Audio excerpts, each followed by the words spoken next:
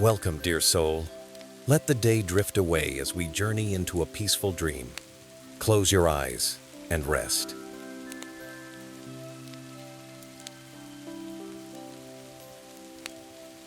King Solomon. Introduction. The evening star of David's house. In the gentle hours when twilight wrapped itself around the ancient stones of Jerusalem, when the last light of day painted the hills in shades of amber and rose, there lived a time of profound peace. The air moved softly through the olive groves that crowned the surrounding hills, carrying with it the sweet fragrance of jasmine and the distant murmur of evening prayers rising from the city below. This was the Jerusalem of long ago, when the house of David held the throne, and the promise of God rested like a gentle dove upon the chosen people.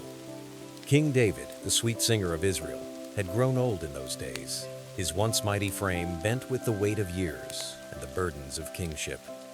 Yet his heart remained as tender as the morning dew, and his eyes still sparkled with the fire of one who had walked closely with the Almighty. In the quiet chambers of his palace, where the evening light filtered through latticed windows and cast dancing shadows upon the walls, David would often sit in contemplation, his weathered hands folded in his lap, remembering the faithfulness of God through all his days. The breeze that evening carried more than the scents of the garden. It carried the whispered prayers of a king who knew his time was drawing to a close.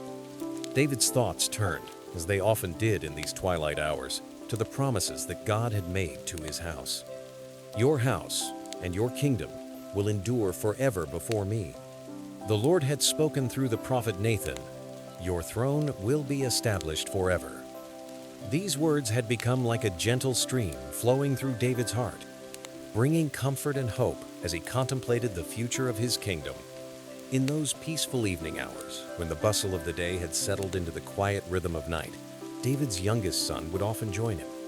Solomon was his name, and even as a young man, there was something different about him, a quietness that spoke of deep waters, a thoughtfulness that seemed to peer beyond the veil of the present moment. While his older brothers were men of action, quick to speak and swift to move, Solomon was one who listened, who watched, who pondered the mysteries of life with the patience of one much older than his years. The palace garden stretched out before them in the growing darkness, terraced slopes where pomegranates hung heavy on their branches and where the fountain bubbled with a sound like gentle laughter. Here, in this sanctuary of peace, father and son would sit together, sometimes speaking in low voices about the ways of God and the responsibilities of kingship, sometimes resting in comfortable silence while the stars began their ancient dance across the velvet sky. Solomon had been born into this world of divine promise, yet he had never presumed upon his destiny. Even as a child, he had shown an unusual reverence for the things of God. Often found in quiet corners of the palace, his young mind already grappling with questions that would have challenged much older souls.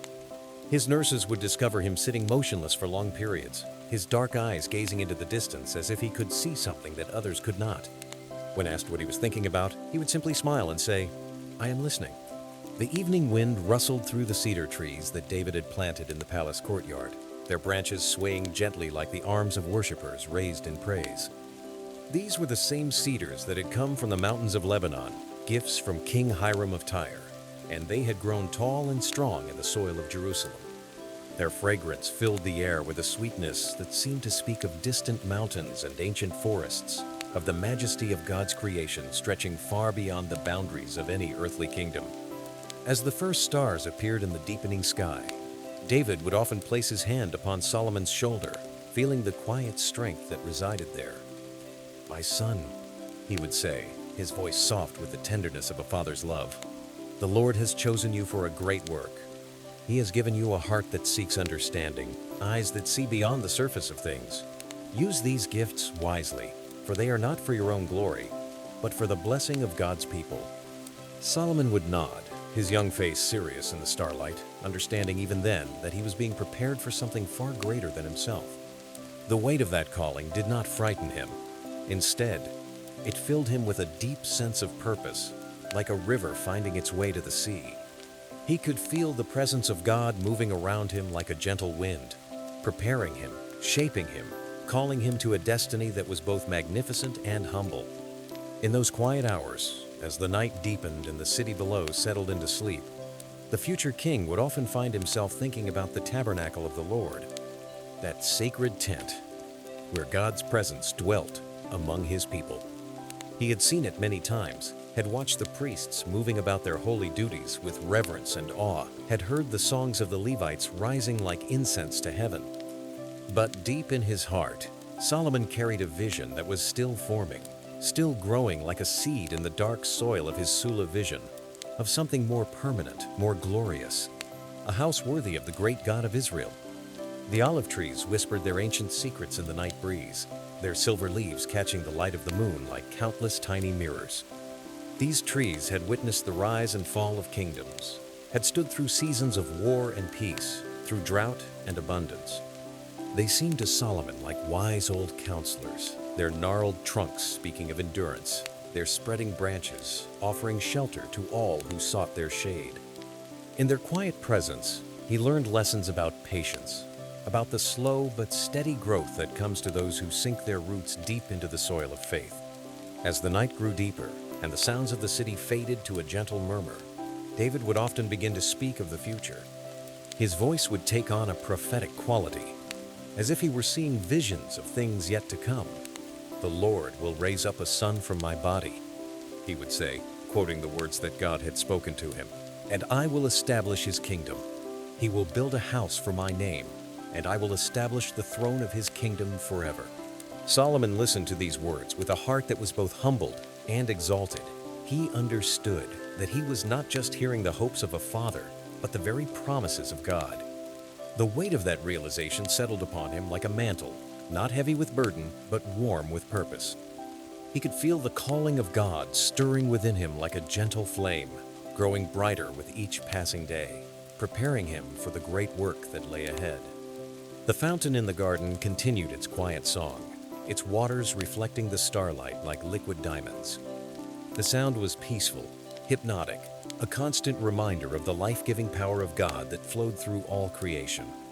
Solomon often found himself mesmerized by that gentle music, his mind wandering to thoughts of the temple he would one day build, where the presence of God would dwell in glory, where the waters of life would flow out to refresh the nations.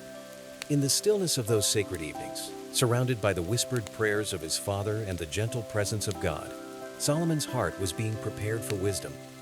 He did not yet know the full scope of what lay ahead, did not yet understand the magnitude of the task that would be placed upon his shoulders. But he knew that he was loved both by his earthly father and by his heavenly Father, and that love was shaping him, molding him, preparing him for the day when he would need to stand before God and ask for the wisdom to lead his people. The night air grew cool, carrying with it the scent of dew forming on the grass and the distant sound of a nightingale singing its solitary song. In that peaceful darkness, surrounded by the eternal love of God and the tender care of his Father, Solomon's heart was being prepared for the greatest request he would ever make, the prayer that would define his reign and establish his legacy for all generations to come.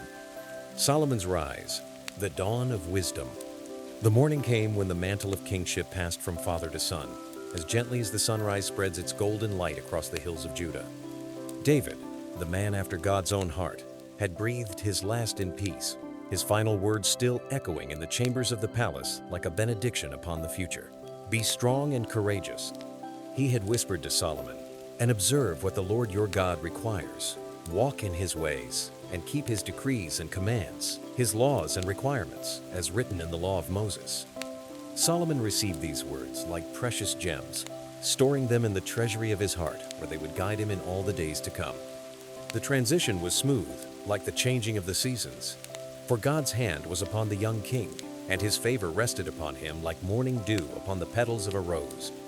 The people of Israel looked upon their new king with hope and expectation, seeing in his quiet strength and thoughtful demeanor the promise of a reign marked by peace and prosperity.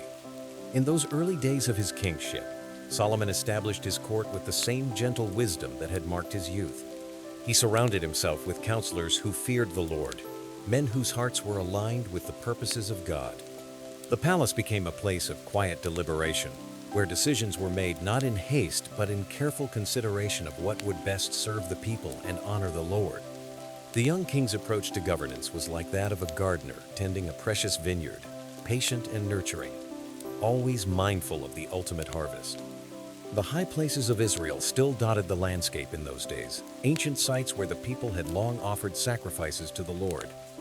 These elevated spots, set apart from the busy life of the cities and towns, provided quiet sanctuaries where one could draw near to God and seek His face.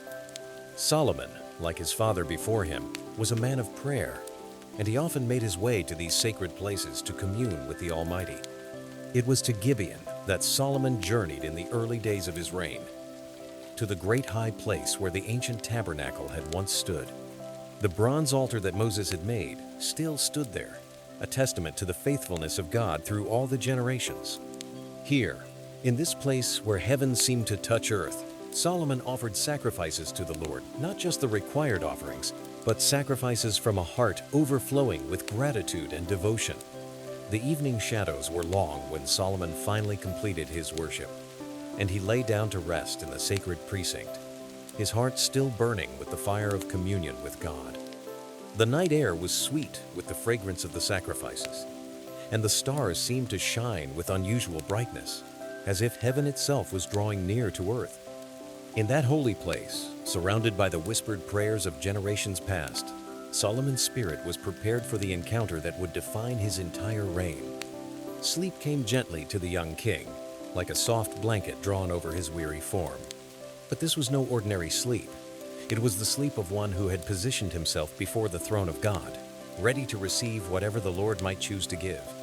In the quiet hours of the night, when the world was hushed and still, the voice of the Almighty broke through the silence like the first ray of dawn piercing the darkness.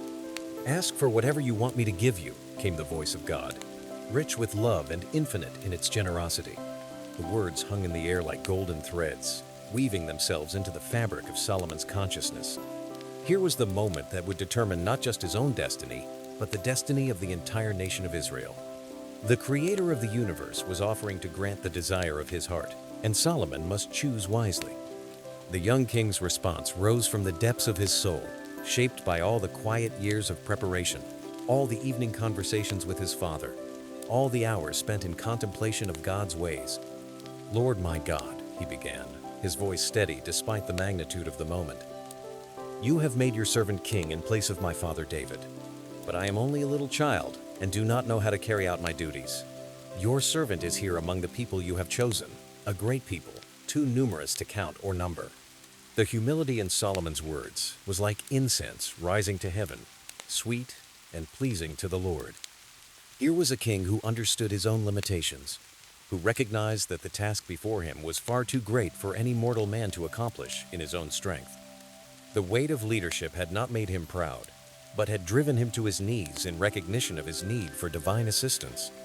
"So give your servant a discerning heart to govern your people and to distinguish between right and wrong." Solomon continued, his prayer flowing like a river seeking its proper course. "For who is able to govern this great people of yours?" The request was simple yet profound, practical yet deeply spiritual. Solomon was not asking for wealth or power, for victory over his enemies, or a long life. He was asking for the one thing that would enable him to serve God's people with excellence wisdom. The silence that followed was pregnant with divine approval. The Lord was pleased with Solomon's request, pleased that he had not asked for selfish gain, but for the ability to serve others. The voice of God came again, warm with paternal love and rich with promise. "Since you have asked for this, and not for long life or wealth for yourself, nor for the death of your enemies, but for discernment in administering justice, I will do what you have asked. I will give you a wise and discerning heart, so that there will never have been anyone like you, nor will there ever be." But God's generosity went beyond even Solomon's humble request. "Moreover, I will give you what you have not asked, for both wealth and honor, so that in your lifetime you will have no equal among kings. And if you walk in obedience to me, and keep my decrees and commands as David your father did, I will give you a long life." Solomon awoke from his dream like one emerging from the depths of a sacred pool, his heart filled with wonder and gratitude. The encounter with God had been more real than any earthly experience, more vivid than the brightest day. He could still feel the presence of the Lord hovering around him like a gentle cloud, and he knew that something fundamental had changed within him. The gift of wisdom had been planted in his heart like a seed, ready to grow and flourish in the soil of his surrender to God. The young king's first opportunity to exercise his newfound wisdom came sooner than he might have expected. Two women appeared before him in the judgment hall, each claiming to be the mother of the same infant. The story they told was heartbreaking: two mothers, two babies, and tragedy in the night that left one child dead and the other claimed by both women. The case seemed impossible to resolve, for there were no witnesses, no evidence, only the desperate claims of two grieving women. The court watched in silence as Solomon listened to their pleas, his young face grave with the weight of the decision before him. How could he, barely more than a youth himself, hope to unravel such a complex and painful situation? But as he sat upon the throne of judgment, Solomon felt the gift of God stirring within him, like a gentle wind beginning to blow. "Bring me a sword," he commanded, his voice calm and steady. The courtiers looked at one another in surprise, wondering what the young king intended to do. When the sword was brought, Solomon continued, "Cut the living child in two and give half to one and half to the other." The words fell like stones into the silence of the hall, and for a moment, no one moved. Then one of the women cried out, her voice breaking with anguish, "Please, my lord, give her the living baby. Don't kill him." But the other woman, her heart hardened by grief and jealousy, said coldly, "Neither I nor you shall have him. Cut him in two." In that moment, the wisdom of God shone forth like the sun breaking through clouds. Solomon raised his hand and spoke with authority that came not from his youth, but from the divine gift within him. "Give the living baby to the first woman. Do not kill him. She is his mother." The court erupted in amazement and wonder. Here was wisdom beyond human understanding, a solution that revealed the truth through the very love that motivated it. The true mother's willingness to give up her child rather than see him harmed had exposed the false claims of the other woman as surely as light exposes darkness. Word of Solomon's judgment spread throughout Israel like wildfire, and the people marveled at the wisdom God had given their young king. They began to see that the Lord was truly with him, that divine wisdom flowed through him like water through a well-carved channel. The reign of Solomon had begun not with conquest or ceremony, but with a demonstration of the very gift that would define his kingship: the ability to see truth clearly and to act with justice and compassion. The kingdom began to flourish under Solomon's wise rule, like a garden tended by a master gardener. Peace settled over the land like a gentle dew, and prosperity followed in its wake. The borders of Israel were secure, and the people lived in safety, each man under his own vine and fig tree, as the ancient blessing promised. Trade routes that had been closed by conflict now opened like flowers in spring, bringing wealth and cultural exchange that enriched the entire region. Solomon's court became a center of learning and wisdom, attracting scholars and sages from distant lands who came to hear the king's judgments and to learn from his understanding. The palace gardens were expanded and beautified, becoming a symbol of the peace and prosperity that marked the reign. Here, among the carefully tended trees and flowering shrubs, visitors from far and wide would walk with the king, engaging in conversations about the nature of wisdom, the mysteries of creation, and the ways of God. The young king's reputation for wisdom spread far beyond the borders of Israel, carried by merchants and diplomats who had witnessed his remarkable insights. Stories were told of his ability to settle disputes with perfect justice, to understand the hidden motivations of the human heart, and to speak with authority about subjects ranging from the nature of plants to the movement of the stars. Yet through it all, Solomon remained humble, always acknowledging that his wisdom was a gift from God, not a product of his own intelligence or learning. As the seasons turned and the kingdom continued to prosper, Solomon's heart began to turn toward the great vision that had been growing within him since his youth: the vision of a house for the Lord, a permanent dwelling place for the God of Israel. The time was approaching when this dream would begin to take shape, when the wisdom God had given him would be directed toward the most important project of his reign: the temple, a house for the name of the Lord. In the 4th year of Solomon's reign, when the kingdom had settled into the gentle rhythm of peace and the king's wisdom had been established like a foundation stone, the time came for the great work to begin. The morning mist rose from the valleys around Jerusalem like incense ascending to heaven, and the first light of dawn painted the eastern hills in shades of gold and rose. It was in such a moment of quiet beauty that Solomon stood upon the site he had chosen for the Lord's house, his heart full of reverence and wonder at the magnitude of the task before him. The place was fitting for such a sacred purpose, the threshing floor of Araunah the Jebusite, which his father David had purchased with his own silver. Here, where grain had once been separated from chaff, would rise a building that would separate the holy from the common, the sacred from the profane. The location commanded a view of the entire city, yet was elevated above the busy streets, a place where heaven and earth seemed to meet in holy communion. Solomon had spent countless hours in preparation for this moment, poring over the plans that his father had received by divine inspiration, consulting with the wisest builders and craftsmen in the land. The vision was clear in his mind, a house built not for the display of human achievement, but for the glory of God alone. Every measurement, every ornament, every detail would speak of the holiness and majesty of the Lord who had chosen to dwell among his people. The king's first task was to gather the materials worthy of such a sacred purpose. Word was sent to Hiram, king of Tyre, that friend of David who had provided the cedar wood for the royal palace. The message was carried by trusted messengers who spoke with the dignity befitting such an important mission. You know that because of the wars waged against my father David from all sides, he could not build a temple for the name of the Lord his God until the Lord put his enemies under his feet. But now the Lord my God has given me rest on every side, and there is no adversary or disaster. I intend therefore to build a temple for the name of the Lord my God, as the Lord told my father David. The response from Hiram came swiftly, carried on the wings of friendship and mutual respect. Praise be to the Lord, the God of Israel, who made heaven and earth. He has given King David a wise son, endowed with intelligence and discernment, who will build a temple for the Lord and a palace for himself. The alliance between the two kingdoms was sealed not with treaties of war, but with agreements of peaceful cooperation in the service of the Most High. From the mountains of Lebanon came the cedars, those mighty trees that had stood for centuries in the cool mountain air, their branches reaching toward heaven like arms raised in perpetual praise. The woodsman selected only the finest specimens, trees whose grain was straight and true, whose heartwood was rich with the fragrance that spoke of durability and beauty. These trees were felled with reverence, as if their sacrifice for the Lord's house was a form of worship in itself. The cypress trees of Lebanon also yielded their treasure, their wood prized for its resistance to decay and its beautiful golden color. Skilled craftsmen shaped these timbers with loving care, knowing that their work would stand for generations as a testimony to the glory of God.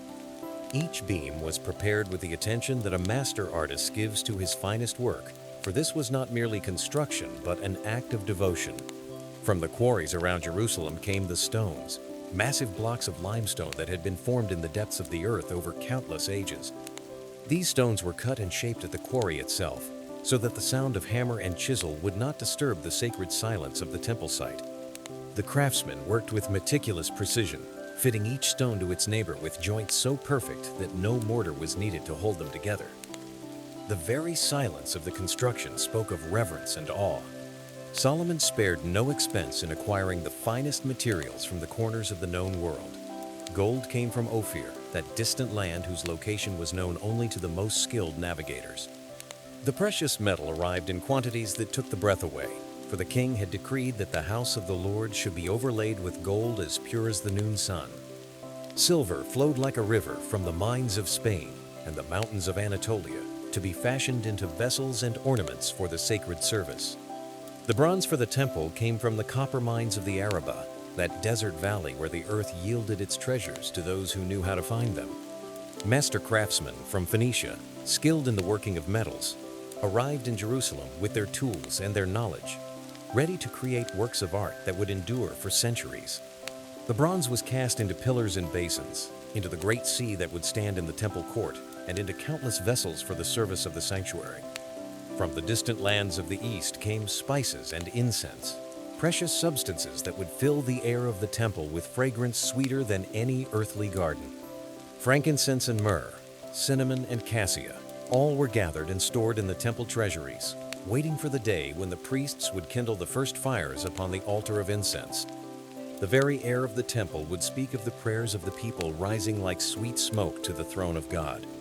The work began in the spring, when the earth was soft from the winter rains, and the air was filled with the song of returning birds. The foundation was laid with ceremony and prayer, each cornerstone placed with the solemnity due to such a sacred undertaking. Solomon himself was present at every important stage of the construction, his keen eye ensuring that every detail met the divine standard revealed in the plans. The skilled workers came from every corner of the kingdom and beyond. Stonemasons, whose fathers had learned their craft in the quarries of Phoenicia, worked alongside Hebrew craftsmen whose knowledge had been passed down through generations. The sound of their work was like a symphony of creation, each tool playing its part in the great composition that was slowly taking shape upon the holy mountain. As the walls began to rise, the beauty of the structure became apparent to all who saw it. The limestone blocks, dressed to perfection, fitted together with joints so tight that they seemed to have grown from the earth as a single piece. The walls rose straight and true, their surfaces smooth as silk and white as fresh snow. No ordinary building was this, but a dwelling place worthy of the King of Kings. The interior of the temple was divided into 3 sections, each serving a specific purpose in the worship of God. The outer court, where the people could gather, was spacious and welcoming, its pavement of dressed stone worn smooth by the feet of countless worshippers. Here stood the great altar of burnt offering, made of bronze and reaching toward heaven like a mountain of sacrifice. The bronze sea, that great basin supported by 12 oxen, provided water for the ceremonial washings required by the law. The holy place, where the priests would perform their daily service, was a chamber of indescribable beauty. The walls were lined with cedar wood, carved with flowers and palm trees and cherubim, then overlaid with gold that caught and reflected the light of the golden lampstands. The ceiling was of cypress, its beams arranged in perfect symmetry, creating a sense of order and peace that spoke of the divine nature of the one who would be worshipped here. But it was the most holy place, the inner sanctuary, that represented the culmination of all the work. Here, in a chamber 20 cubits long, 20 cubits wide, and 20 cubits high, a perfect cube that spoke of divine perfection would rest the Ark of the Covenant, that sacred chest that contained the tablets of the law given to Moses on Mount Sinai. The walls of this most sacred space were covered with pure gold, and the very air seemed to shimmer with divine presence. The cherubim that overshadowed the ark were carved from olive wood and overlaid with gold. Their wings stretched from wall to wall, meeting in the center of the chamber, creating a canopy of protection over the sacred vessel. These were not decorative figures, but symbols of the heavenly beings who surround the throne of God, their presence in the temple connecting the earthly sanctuary with the heavenly reality it represented. 7 years the work continued, 7 years of patient labor and careful craftsmanship. With each passing season, the building grew more beautiful, more perfect, more worthy of the great God who would inhabit it. The workers labored not as slaves driven by taskmasters' whips, but as artists creating a masterpiece, as worshipers offering their skills as a sacrifice to the Lord. The windows of the temple were narrow on the outside, but wide on the inside, symbolizing that the light of God's truth, once received, expands and illuminates the entire heart. The doors were of olive wood, carved with cherubim and palm trees and open flowers, all overlaid with gold. Even the hinges were of gold, for nothing but the finest would do for the house of the Lord.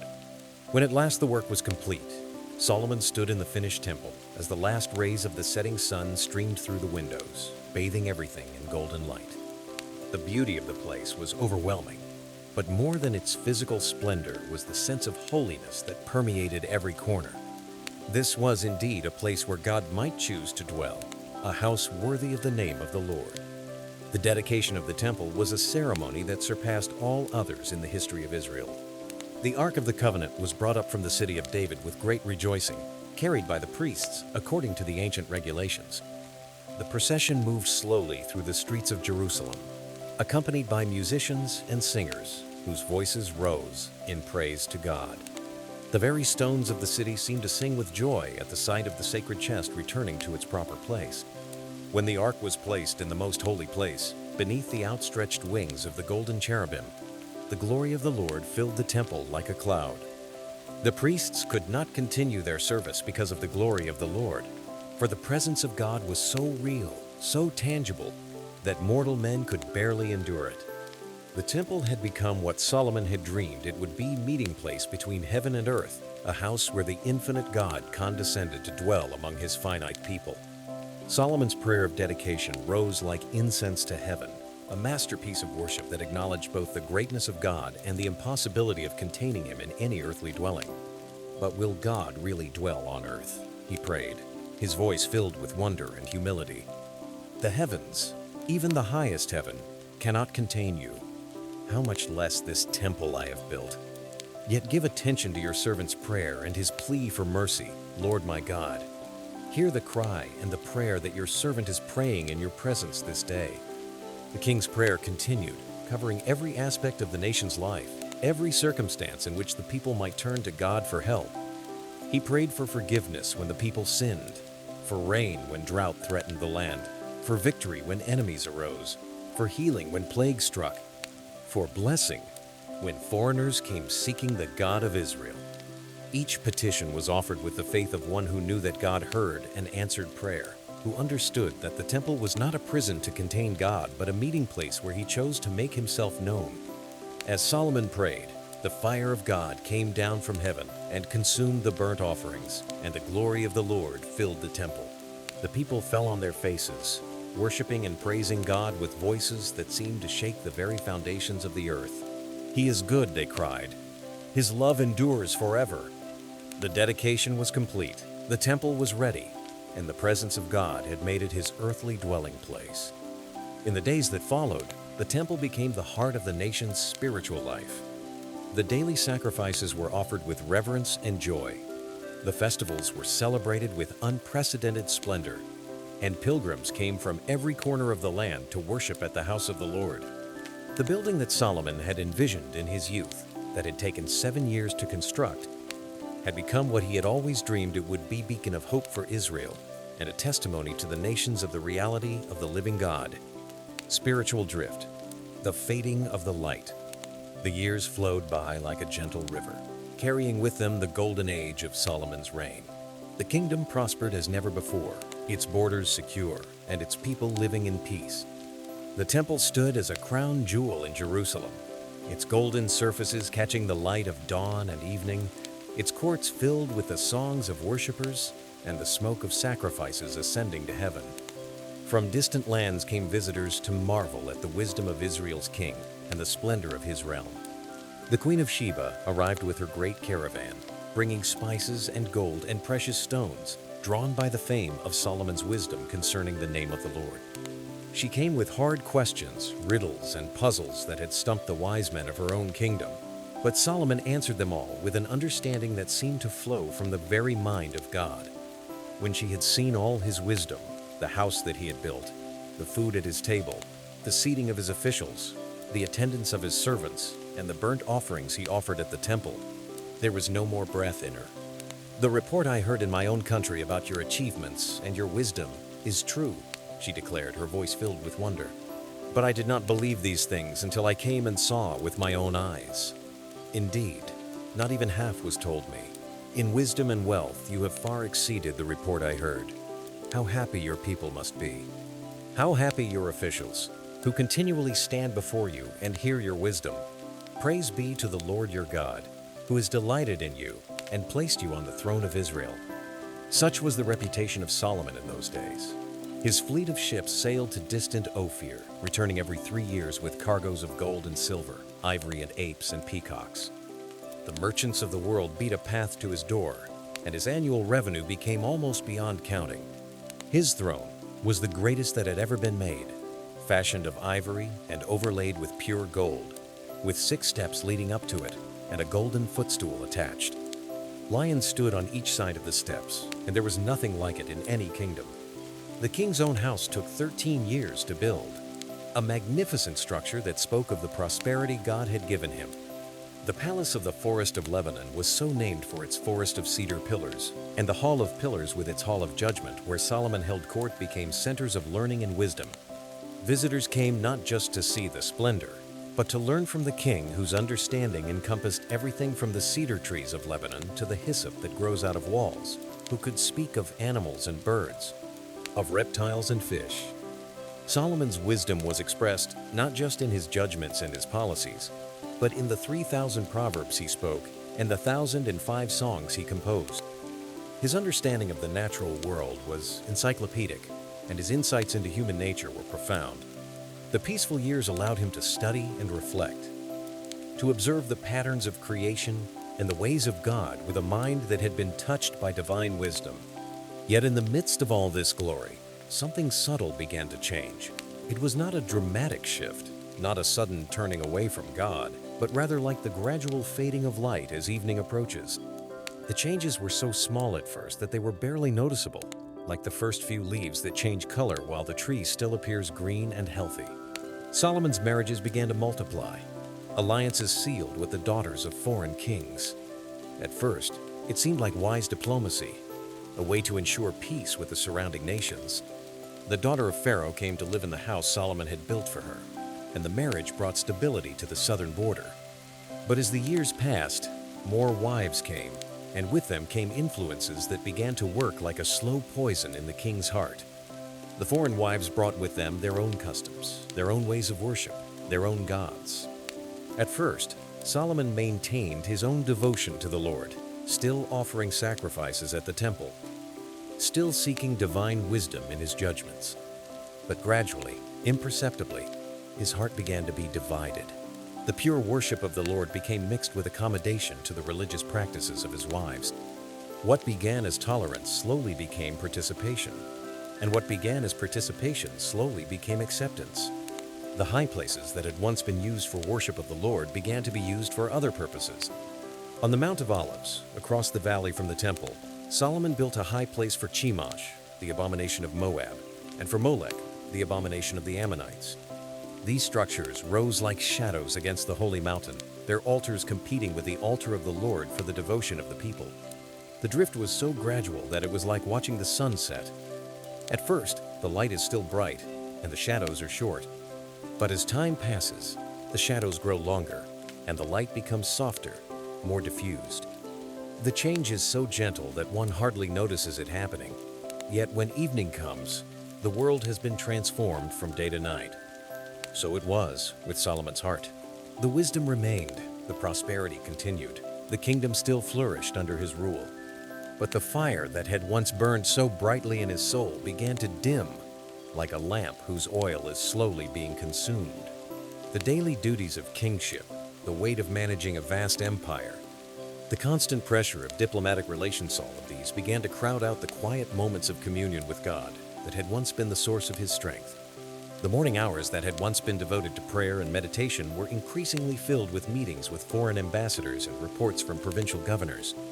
The evening times that had once been spent in the temple courts, watching the smoke of the sacrifices rise to heaven, were now occupied with elaborate banquets and entertainments for visiting dignitaries. The rhythm of spiritual life that had sustained him in his early years was gradually replaced by the rhythms of political necessity and royal obligation. The change was not sudden or dramatic. Solomon did not wake up one morning and decide to abandon the God of his fathers. Rather, it was like a garden that is slowly neglected at first. The weeds are few and easily overlooked, but as the gardener becomes distracted by other concerns, they multiply and spread until they begin to choke out the flowers that once bloomed there.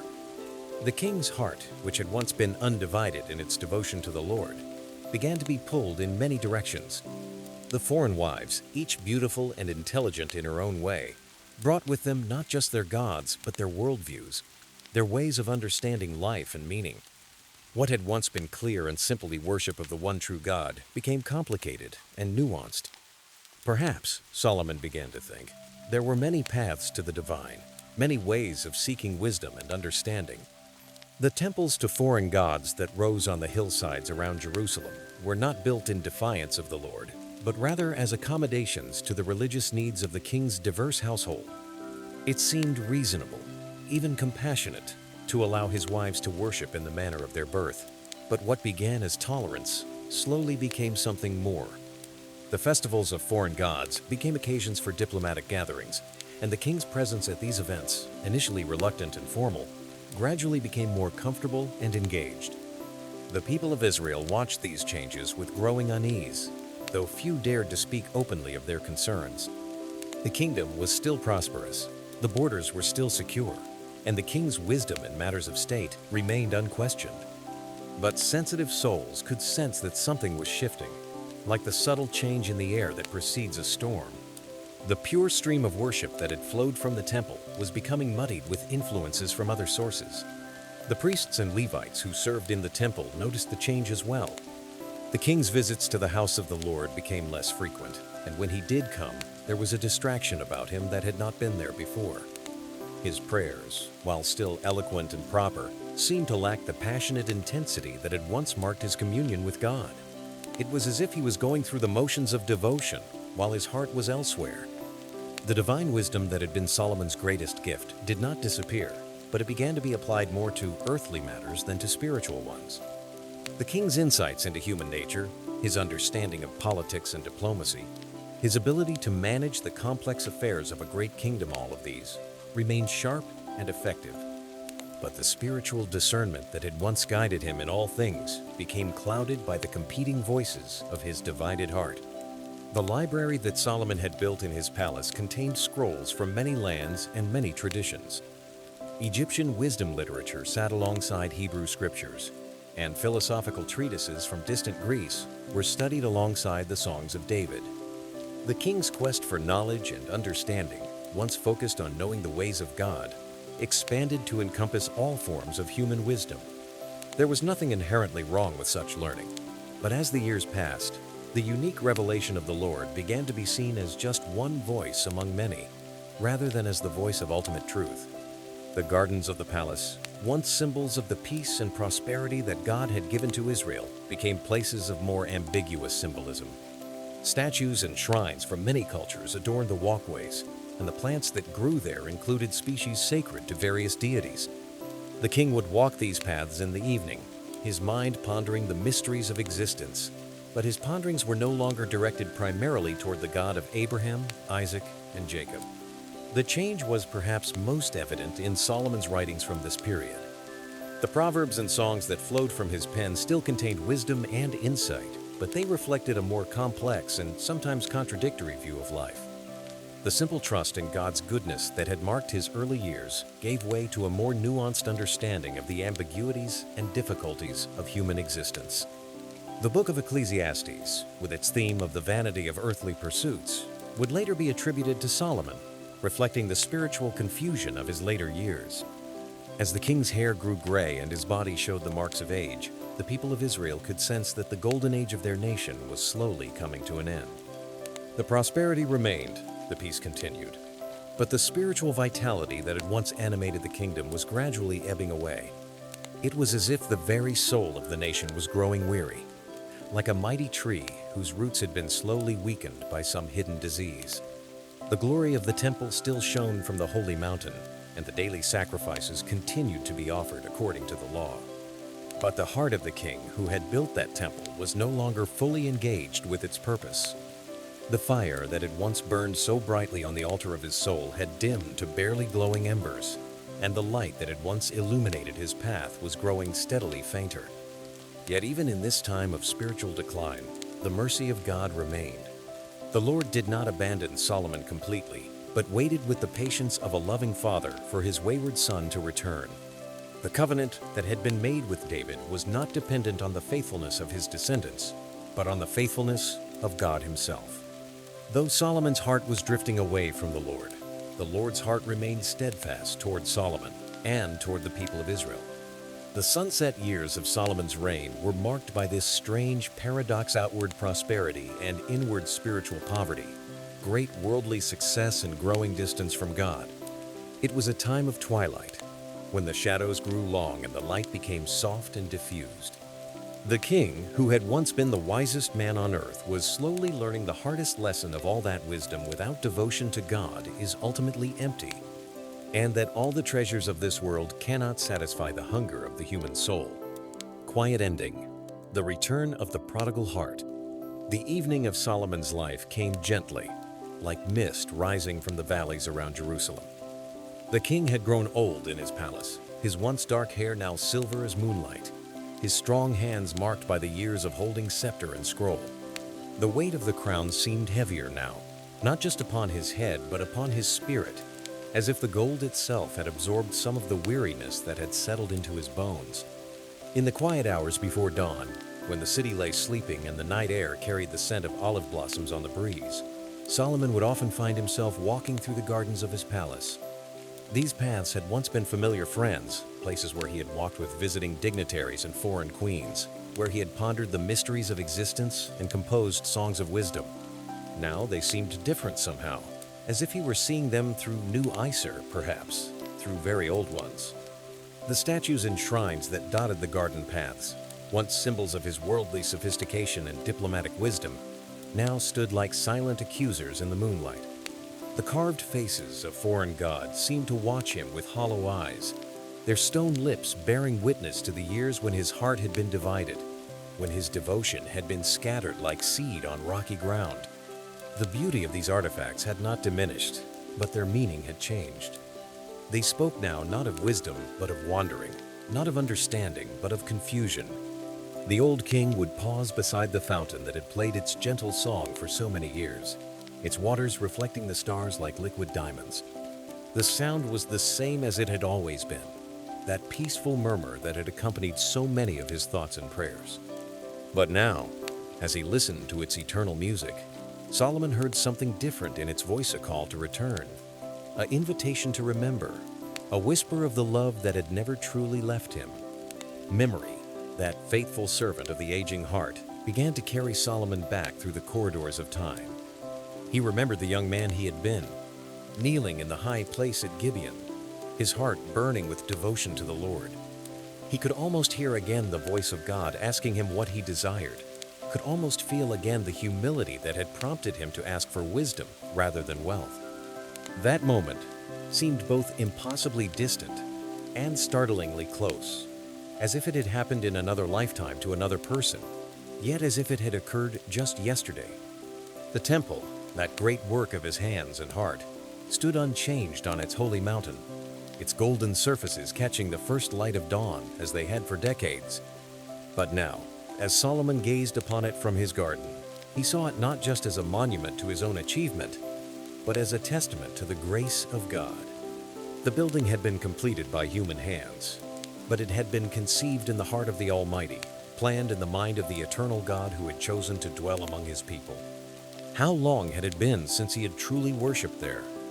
Oh, he had attended the great festivals, had participated in the ceremonies required by his position as king. But when had he last entered the temple courts with the wonder of a child, with the reverence of one who knew himself to be standing on holy ground? The memory of those early days, when the presence of God had been as real to him as the air he breathed, now seemed like a dream from which he had slowly awakened. The foreign wives who had once seemed so important to his diplomatic strategies, so essential to his international alliances, now appeared to him in a different light.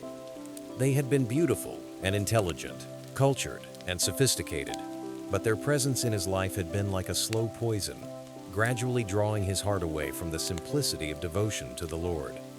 He did not blame them. They had been faithful to their own traditions, their own ways of understanding the divine.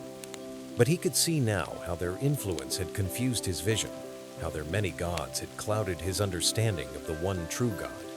The wisdom that had once seemed so precious to him, the knowledge he had gathered from every corner of the earth, the understanding of human nature and the ways of the world, all of this now seemed like chaff in the wind compared to the simple truth he had known in his youth. The fear of the Lord is the beginning of wisdom. He had written in his younger days, and now those words came back to him with the force of revelation. All his learning, all his sophistication, all his worldly understanding had been built upon that foundation, and when the foundation had begun to crumble, everything else had lost its meaning. The old king found himself drawn more and more to the simple pleasures that had once brought him joy. The morning light, filtering through the latticed windows of his chamber, reminded him of the way the sun had shone through the windows of the temple on the day of its dedication. The song of birds in the garden carried echoes of the voices of the Levites who had sung praises to God in the temple courts. The scent of incense from the morning sacrifices, carried on the breeze from the holy mountain, awakened memories of the times when he had participated in those sacred rituals with a heart fully engaged. As the seasons turned and the king's body grew frailer, his spirit seemed to grow stronger. The pride that had once been his greatest weakness began to melt away like snow in the spring sun. The need to impress others, to maintain his reputation as the wisest man on earth, no longer drove him as it once had. In its place came a quiet humility, a recognition that all his achievements had been gifts from God, that his wisdom had been but a loan from the divine treasury. The people of Israel, watching their aging king with the mixture of love and concern that subjects feel for a monarch who has ruled them for decades, began to notice subtle changes in his demeanor. The court ceremonies became simpler, more focused on the essentials of governance rather than the elaborate displays that had once been common. The king's judgments, while still wise and just, were delivered with a gentleness that spoke of hard-won understanding rather than natural brilliance. Solomon began to spend more time in the temple courts, not as a king making a royal appearance, but as a worshiper seeking the face of God.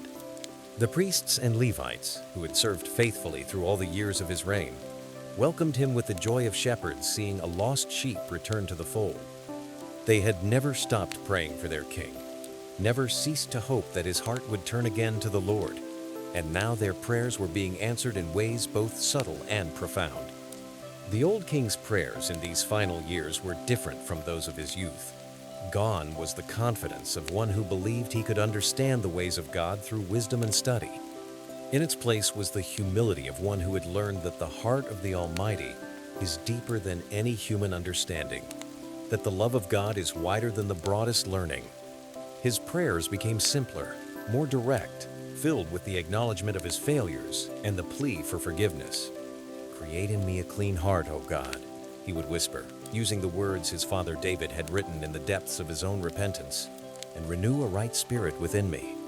Cast me not away from your presence, and take not your Holy Spirit from me. Restore to me the joy of your salvation, and uphold me with a willing spirit." The Psalms of his father, which had once seemed like beautiful poetry, now became the cries of his own heart, the language of his return to the God he had never truly left. The golden vessels of the temple, which Solomon had crafted with such care and at such great expense, now spoke to him of something more precious than gold, the mercy of God that endures forever. The sacrifices offered on the altar, which he had once seen primarily as religious duties, now revealed themselves as symbols of the sacrifice of a broken and contrite heart, which God would not despise. The incense that rose from the golden altar spoke to him of the prayers of the righteous, which are as sweet in the nostrils of God as the most precious perfume. In the quiet moments of the night, when sleep eluded him and he lay listening to the sounds of the sleeping city, Solomon would remember the words of the Lord spoken to him so many years ago. "If you walk in obedience to me and keep my decrees and commands as David your father did, I will give you a long life." He had not walked in perfect obedience, had not kept all the decrees and commands as faithfully as his father had done. Yet, here he was, granted not only a long life, but the grace to return, the opportunity to end his days in fellowship with the God who had called him from his youth. The stars that wheeled overhead in their ancient patterns seemed to speak to him of the faithfulness of God. They had been there on the night of his birth, had witnessed his anointing as king, had shone down upon the dedication of the temple, had watched through all the years of his spiritual wandering. They would continue to shine long after he was gone, testament to the unchanging nature of the one who had set them in their courses. In their steady light, Solomon found comfort and assurance that the God who had called him was faithful, that the covenant made with his father David was sure, that the mercy of the Lord endures from generation to generation. The old king's final days were marked by a peace that had been absent from his life for many years. The anxiety that had driven him to seek security through political alliances and foreign marriages had given way to a quiet trust in the providence of God.